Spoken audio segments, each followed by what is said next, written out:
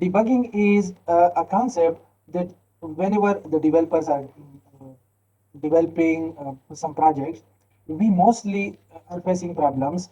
Then how to trace the problems, where are the issues, and how to fix it. It's a very quite common problem, and all the programmers need somehow debugging techniques in the tools that they are using. So different debugging techniques in Android Studio. I want to share with you some of them and the most common of them. So for that purpose, I have already created one project to save a bit time. I am sharing with you now what I have created. It's a very simple interface, just one edit text. You see, first of all, I have created edit one linear layout. Okay, linear layout is in the palette, and if you go to layouts, and here you can add a linear layout. Linear layout we are using if we want something to arrange in a linear way. So linears are again into two categories. One is horizontal linear layout, and another is vertical linear layout. So here I want horizontal. Horizontal means from left to right. So from left to right, I want to arrange one edit text and then a symbol for plus and another edit text, and both are these are numbers. Its types are numbers. So I just simply want to type two numbers and plus together when I click the go button, and the result I want to display here. So it's a simple interface, but my target is to introduce you with many different debugging techniques. Okay, so if I run this one, if I run this one, uh, then we can see its output in a very simple way. For example, if I type here 34 and type here 12 value and then plus, and the result will be here. Okay, so this is the target. uh, and now I want to show you that there are different messages. Okay, let me show you here. Let's quickly run once again, and then in the logcat, there are different type of messages. Okay, so logcat, when we see here, so here you can see a lot of messages are here. Okay, and so many messages. So actually there are these different type of messages. Okay, like error, verbose, debug, info, warning, and asset. Asset is actually is a serious type of error. Okay, so how to specifically check the issue, and how to specifically trace where is my problem. So for that purpose, any code that where you are suspicious that maybe this code can create a problem, okay, then near to that code, for the time being, you just ignore this coding. Okay, so near to that coding, we can use a log messages. Okay, so log.d, d for debug. Okay, so log.d, and the tag, that this is just a tag means that if we want to search here some specific messages, that I can search. For example, if I copy the log that activity, and then you see, then only all these messages, okay, will be here. These are all the old messages. Okay, so and again, okay, when you are searching for specific tag, then all messages related to that. Okay, and maybe verbose, or maybe, yeah, you can change from here also all these different type of messages. Okay, so if you want to see a debug message, then log the T and tag and whatever message you want to display there. So if you see here, here we can see, you see, message with answer, and the answer is the answer you can see here in the view. So in this way, we can create a tag, and we can specifically go, because if I remove this one, there are thousands and hundreds of messages. So it's very difficult to find my specific location and the specific problem that I am going to trace. So for that purpose, just copy your tag and paste here. Then you will see only your specific text. And you see that the different messages, you see E for error, okay, D for debug, E for error, I for information, V for verbose, W for warning, and the next one E is the last one, which is called asset in this assert in this case, but it is also called what a terrible. failure. When there is a terrible failure, then we will get this type of message. So this is one way to write specialized log messages where you want to trace the coding. Okay, so let me comment this. Create a toast messages also. Okay, so toast messages we can create how? For example, you see previously we have discussed already a toast message how to create. This is why I already created and I will show you just the coding. You see, to create a toast message, what is actually a toast? A toast is a small message which display on the screen or at the bottom of the screen for short time. And actually the timing you can specify here that the timing should be short or the timing should be long. And whatever message you want to specify, what text it should display. So a, a, a function or module or segment of code that you want to test there something, or maybe some variable value you want to check what's value that variable has at that particular time, then put that value in a toast and display the toast. Okay, so in this way you can display the toast. One new thing in a toast is this line, that if you want to change the location of the toast from the bottom to some different place, then you can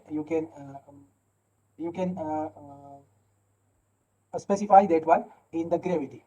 That but you know that in this case not this change, that we are just creating a toast make toast. We are giving the context that it should be displayed in what screen. So it should display in main activity, and what should be its title and its duration, but we are not displaying. Okay, because we want to specify some extra properties of it. So it's a center, and then you can specify the location of that. For example, this is x-axis, this is y-axis. So for example, if this is 200, sorry, and if this is also 200, okay. Now if we run it, and its location should change. Another category of debugging is that we can create a customized toast. Okay, and that customized toast we can display there if you want. If you don't like the short message and the short display, then we can create a customized toast messages. How to do that? You see, toast variable, new toast, and this should be displayed where in the main activity. So just the context. And then toast.set duration property, you see, like previously we were defining here, now we are defining just in a separate line. And toast.set gravity, now this gravity we can specify and we can change its location. Okay, and after that, you see, it will display the toast at the center, not at the bottom of the screen. Okay, now I want that this toast should not be a simple text to display. I want to attach a small view to this toast. Okay, so before displaying this, we need to create one small view. So to create a small view, and the layout in the project hierarchy, you will just click new and then layout resource file.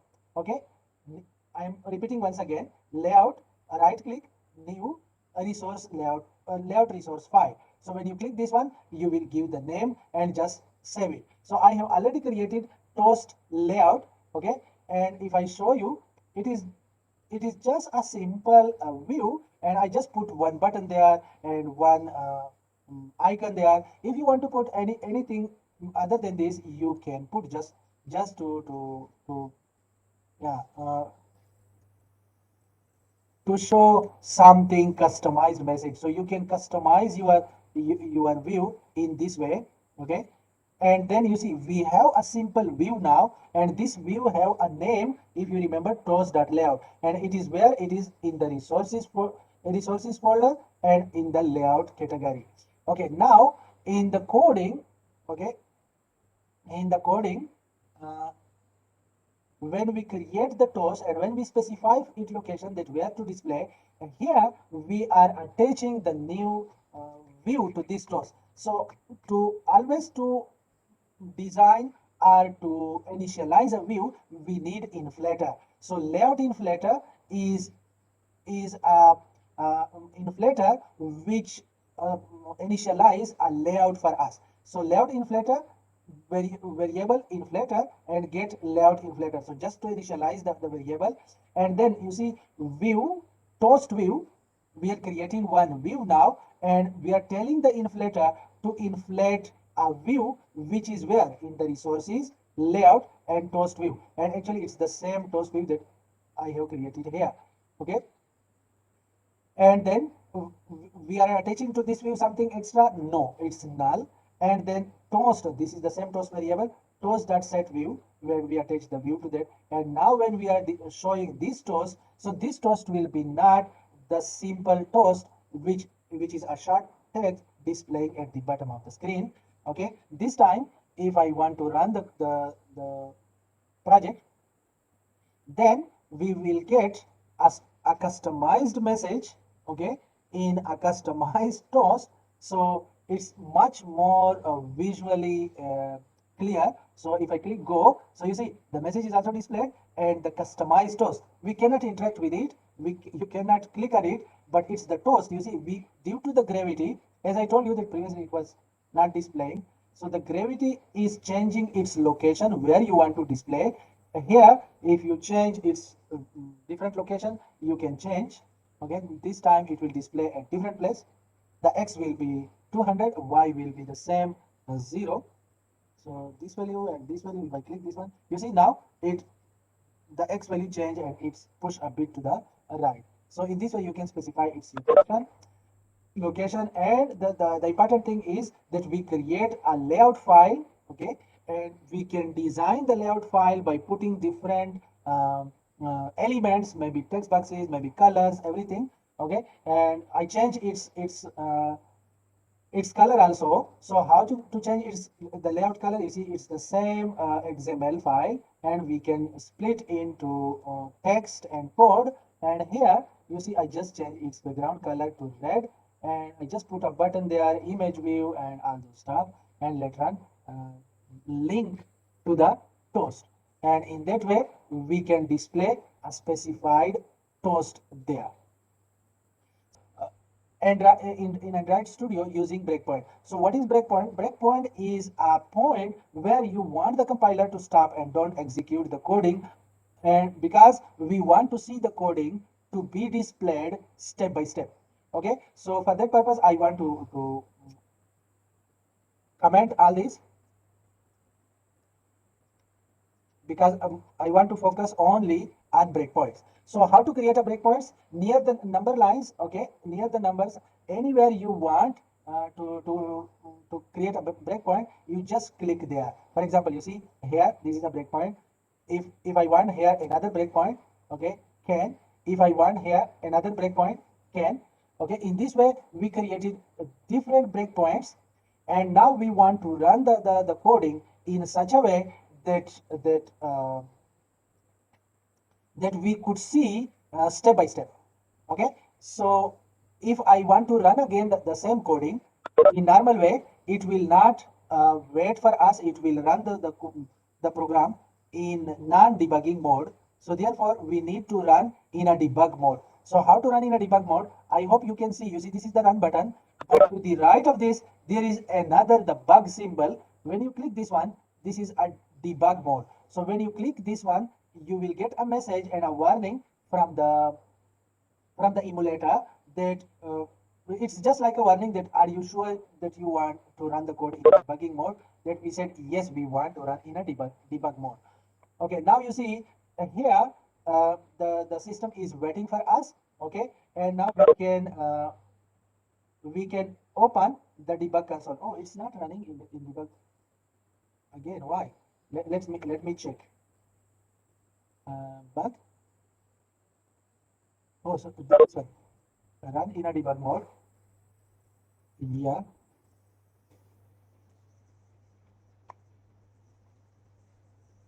Okay. Now open. You see here at the console when you click the debug one, then we can get. But it's still not in a debug mode.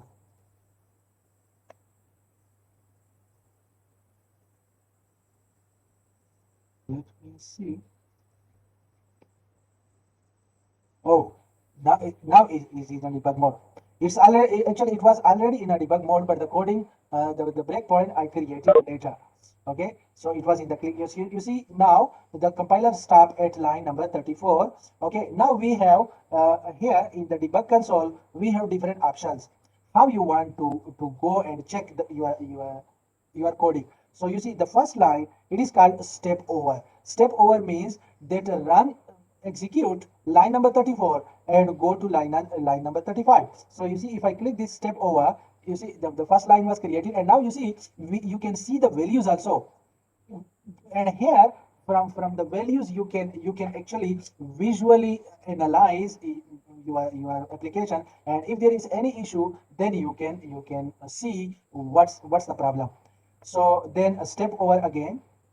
Okay, and here if you see another category, if I want that, you see this result is actually a function. Here you see the function.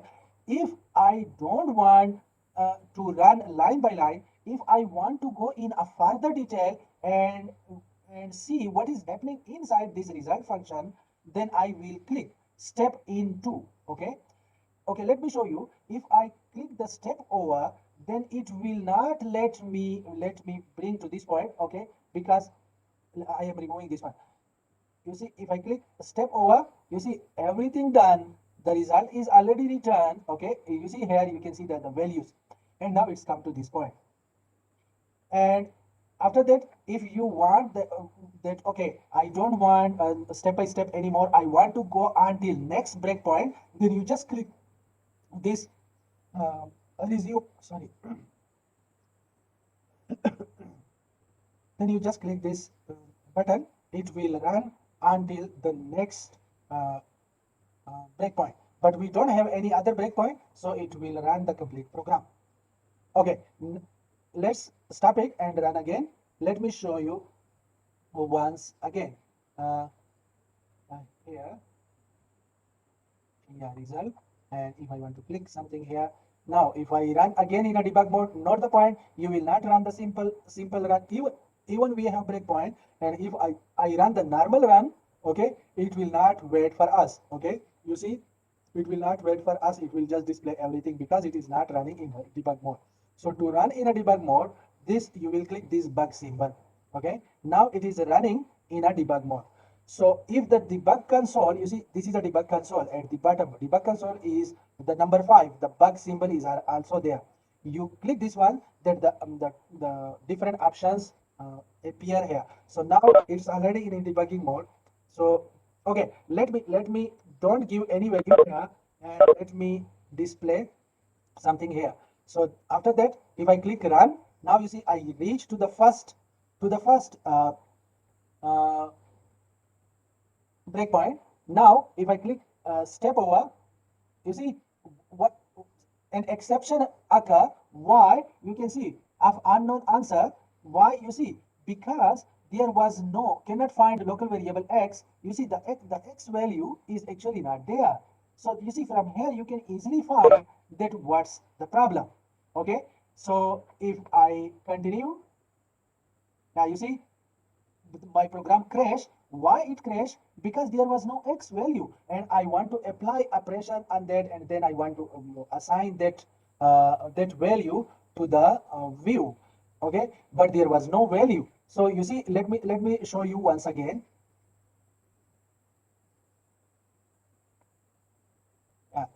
If I type some value here and some, okay, let me remove this time the y value. Okay, so you see I am here at the x point. Okay, so if I click step over,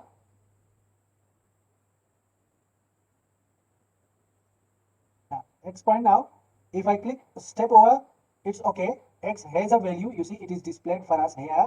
But if I click step over again, you see I am not going normally now anymore. It went to the exception handler, and it tells us that something is wrong with the y variable. Now we can focus what's the issue. Okay, so when we check, then we can find in this way. Okay, this is one way to find out problems in your application. You can even go in a further detail. For example, you see if I run in a debug mode again, and let's suppose this time I give full values and then go here. Now I can go step over. Okay. Now if I want to not step over, if I want to go in detail of the result function, okay, then I will click step into. Okay. Now you see we went to this function inside this function, and you see here we can actually visually see that x value is 33 and y value is this one, and when they are plus together, then you see it's not plus yet. So if I click step into, you see they are plus together, the c value is generated, and we can see like this. Okay, another point, if you want a specific value to be in the watch window, you see here in the watch window, if you can't see the watch window, then you see here under the variables you will see the glasses symbol, the spectacle symbol. When you click this one, it's a watch window, and actually whatever you want to further inspect, to examine in more detail, okay, so you can simply type here in the plus, and you can type the value that you want to you want, for example, let me delete the x and the y. So if I want to further examine or closely examine the value of x, then I will type x here. So you see I can see the value of x. If I want to add another one, y, I can see here. But you see actually variables are already here, so it's like a duplication. But if you want some specific code or some specific segment, for example this section, if you want to put in a watch window to closely check, then right click on this and click this one, you see add two watches, then that coding will come to the watch window, and when you are going through, then what is happening there, you will see all this stuff. So these are the different techniques of debugging in Android Studio. I hope it will be useful for you. And most of the times we are facing problem, but sometimes we don't see what's the issue. For example, let me create some problem here. Okay. For example, if I comment this result. Okay, because you see what is this, the result I have created here a text view instance, and then I have link with the result view, and this is the result view where I want to display the answer. Okay, now the result view is not there. Okay, and here I want to set a text for that. You see here I want to set a text for that. So when the compiler comes to this point, then it will crash it. Then we can see, you see, if we add this one to a watch window, then we can see it. Okay, let me stop it and run again in a debug menu, in debug mode. Okay, some value here, some value here. Now if I click this one, step over, step over, step over, you see it will go to this step over. Now the system come back, and now the system will try to display the result on the result view, but actually result view I have commented result view is not there. So let's see what happens. The system will crash again. Okay, you see it went to the exception, but there is nothing, because if it is in a normal mode, it will crash already, but it is in a debug mode, so it went to the exception handler, because I click step over, but if I click this one, then it will crash. So in this way, and you see here, oh sorry, I missed to look at the watch window. So here you will see actually that there is a problem. It is called null reference or null pointer, meaning to say we don't have the result view. Okay, but we are trying to display and text on that. So it is called a null reference, and you can actually check this one by the log message also. For example, if I remove all these log messages now, okay, then we can track this specific problem through log messages also. Let me let me remove all the breakpoints. To remove the breakpoints, click once again. To create a breakpoint, click near the numbering. Okay, and to remove, just click once again. Then it will remove. Another category of debugging, which is called Android lint. That is also very nice tool in Android Studio. Okay, so if you go to analyze, I hope you can see, if you go to analyze and then click inspect code, okay, inspect code, and here you can specify which code you want to inspect. So the first one is the whole project, second one is maybe specific module if you want, or custom applications. Okay, you can give any custom scope, but in this case I just want to give to analyze the whole project. So if click it, so you see it will analyze the whole project, and you see it give us the error. You see the lint found an error, and the error is what? The error is missing constraint in the layout. So there is some missing constraint in the image view is I have not put any constraint on the image view. So you see the Android lint already found without displaying, and it is a static analyzer. It's not linked to the compiler.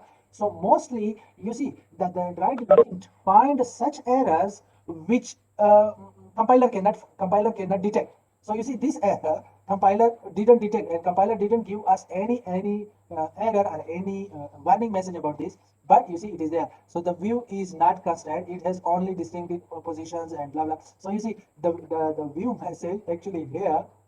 This one, the image view.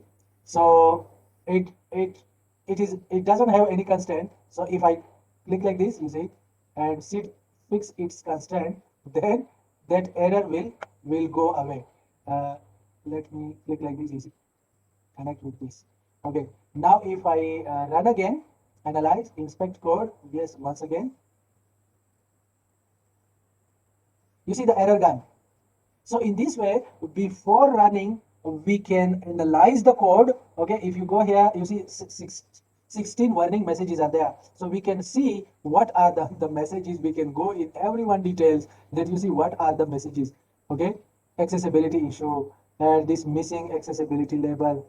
Okay, so warning, internationalization. Internationalization means that we have used English word here. So if a people whose language is not in English, so what about those people? So how to handle this? Actually, this there is a way how to handle. We will study this later. So Android lint is a static analyzer which can analyze the code in much more detail. So you see, if you look at every issue, you can find it and you can remove it, and you can improve your coding like this. One another point that I should not forget, that remember that never use these log messages in production mode. Production mode means that when you are finalizing the product and giving to the users. Why? Because these log messages are actually using a lot of memory, so it should not go into the production mode. So you try to only use these log type of messages, even the toast messages, in a debugging mode when you are testing your app. So once you finalize the testing, then you you should remove all these messages because it uses a lot of memory. So I hope it will be useful for you, and it can help you.